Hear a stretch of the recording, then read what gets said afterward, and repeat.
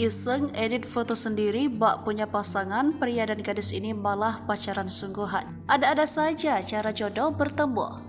Sering mereka datang dengan cara tak disangka. Seperti halnya pasangan ini yang dipertemukan karena iseng edit foto.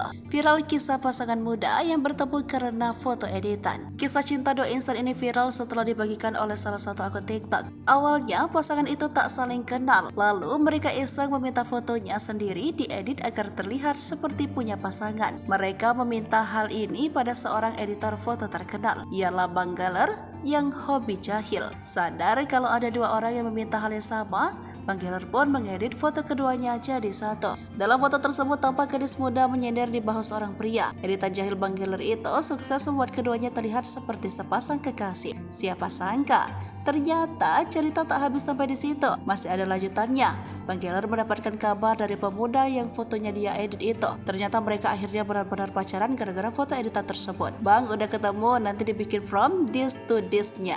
Tulis pria yang tadinya jomblo tapi akhirnya punya pacar gara-gara Bang Galer. Sebagai informasi, Bang Galer memang sering dapat permintaan untuk mengedit foto dari detik. Ia hobi bikin editan foto yang nyeleneh dan lucu.